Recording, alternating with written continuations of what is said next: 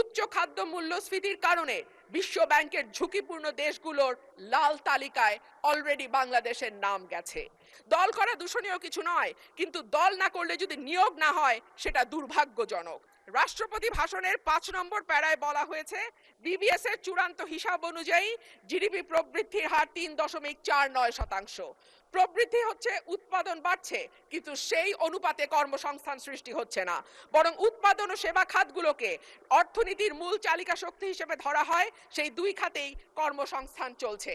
একে চাকরিবিহীন প্রবৃদ্ধি বলে, যা দীর্ঘমেয়াদে অর্থনীতির স্থিতিশীলতা, অন্তর্ভুক্তিমূলক প্রবৃদ্ধির জন্য একটি বড় ঝুঁকি। দেশে শিক্ষিত বেকারের সংখ্যা বাড়ছে, অন্যদিকে দক্ষতার অভাব এবং ভাষাগত দুর্বলতার কারণে বড় বড় প্রতিষ্ঠানগুলো বাধ্য হচ্ছে অন্য লোক নিয়োগ দিতে। অর্থাৎ কর্মমুখী শিক্ষা দিয়ে চাকরির জন্য প্রস্তুত করতে আমরা ব্যর্থ হচ্ছি। মাধ্যমিকের নিচে শিক্ষাগত যোগ্যতা থাকা ব্যক্তিদের বেকারত্বের হার যেখানে 3.01%, সেখানে উচ্চ ডিগ্রিধারীদের ক্ষেত্রে এটি 8.7%। ভাষণের 6 নম্বর প্যারায় মূল্যস্ফীতির কথা বলা আছে। বিবিএস এর সর্বশেষ হিসাব অনুযায়ী চলতি বছরের ফেব্রুয়ারি মাসে দেশের খাদ্য মূল্যস্ফীতি দাঁড়িয়েছে 9.30%, যা গত 13 মাসের মধ্যে সর্বোচ্চ। উচ্চ খাদ্য মূল্যস্ফীতির কারণে বিশ্ব ব্যাংকের ঝুঁকিপূর্ণ দেশগুলোর লাল তালিকায় অলরেডি বাংলাদেশের নাম গেছে। এর সরাসরি প্রভাব পড়ে নিম্নবিত্ত এবং মধ্যবিত্ত মানুষের ওপর, যাদের মোট আয়ের 2/3 থেকে অর্ধেক পর্যন্ত খাবার কিনতেই চলে যায়। ক্রমাগত মূল্যস্ফীতি দারিদ্র্য বাড়ায়, পুষ্টিহীনতা তৈরি করে এবং আগামী প্রজন্মের মেধা বিকাশে সরাসরি প্রভাব রাখে। মাননীয় স্পিকার, প্যারা 7-এ রাষ্ট্রপতি 19 ফেব্রুয়ারি পর্যন্ত বৈদেশিক মুদ্রার যে রিজার্ভ সেটা দাঁড়িয়েছে $34.78 বিলিয়ন বলে ঘোষণা করেছেন।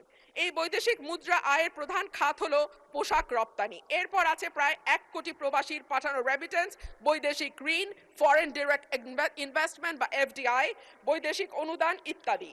একক শিল্প হিসেবে তৈরি পোশাক খাতের উপর অতিরিক্ত নির্ভরতা, বৈদেশিক ঋণ বেড়ে $113.51 বিলিয়ন হওয়া, এফডিআই এর ক্রমাবনমন ইত্যাদিকে মোকাবেলা করতে হলে রফতানি পণ্যের বহুমুখীকরণ, বিনিয়োগ বান্ধব পরিবেশ তৈরি, বিদেশে দক্ষ শ্রমশক্তি প্রেরণের কোনো বিকল্প নাই। সম্প্রতি সিপিডির সম্মানীয় ফেলো প্রফেসর মোস্তাফিজুর রহমান বলেন, ভবিষ্যতে ঋণ পরিশোধের চাপ আরো বাড়বে, তাই এখন থেকেই আয় বাড়ানোর দিকে নজর দিতে হবে।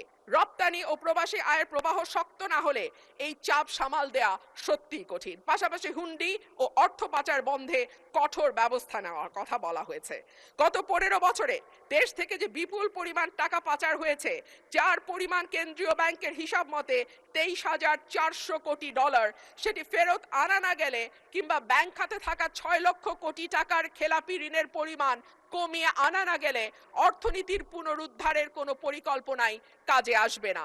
পাচারকৃত টাকার 75% যায় ওভার অ্যান্ড আন্ডার ইনভয়েসিং এর মাধ্যমে। গত 10 বছরে এই ওভার অ্যান্ড আন্ডার ইনভয়েসিং এর মাধ্যমে পাচার হয়েছে $68 বিলিয়ন। সুতরাং এই মিথ্যা ইনভয়েসিং বন্ধ করা না গেলে টাকা পাচারও বন্ধ সম্ভব নয়। মাননীয় স্পিকার, রাষ্ট্রপতি তার ভাষণে বাংলাদেশ ব্যাংক রাষ্ট্রায়ত্ত ও বেসরকারি ব্যাংক, বীমা, আর্থিক প্রতিষ্ঠান ও পুঁজিবাজারের সঙ্গে সমন্বয়ের মাধ্যমে সার্বিক তদারকি উন্নতকরণ, আমানতকারীদের সুরক্ষা নিশ্চিত, খেলাপি ঋণ হ্রাসে গুরুত্ব দেওয়ার কথা বলেছেন। যে কোনো দেশে কেন্দ্রীয় ব্যাংক হলো আর্থিক প্রতিষ্ঠানের নিয়ন্ত্রক সংস্থা। এটি সরকারের ব্যাংক হিসেবে কাজ করে। দক্ষিণ এশিয়ার দেশগুলোর দিকে তাকালে দেখা যায় কেন্দ্রীয় ব্যাংকে প্রিন্সটন বা ক্যালিফোর্নিয়া থেকে পিএইচডি করা উচ্চ ডিগ্রিধারী মানুষজন, অভিজ্ঞতা সম্পন্ন লোকজন নিয়োগ পেয়েছেন। অন্যদিকে বাংলাদেশে নতুন সরকার গঠনের পর যিনি নিয়োগ পেয়েছেন তিনি হলেন বিএনপির নির্বাচন পরিচালনা কমিটির সদস্য এবং একজন সোয়েটার ফ্যাক্টরির এমডি। মাননীয় স্পিকার, আমি আপনাকে অনুরোধ করব আমার সময় 2 মিনিট বাড়িয়ে দিতে। মাননীয় স্পিকার, একই ঘটনা আমরা বিশ্ববিদ্যালয়ের উপাচার্য নিয়োগের ক্ষেত্রেও দেখেছি। সবগুলো বিশ্ববিদ্যালয়ে দলীয় ভিসি, প্রভিসি নিয়োগ দেওয়া হয়েছে। দল করা দূষণীয় কিছু নয়, কিন্তু দল না করলে যদি নিয়োগ না হয় সেটা দুর্ভাগ্যজনক।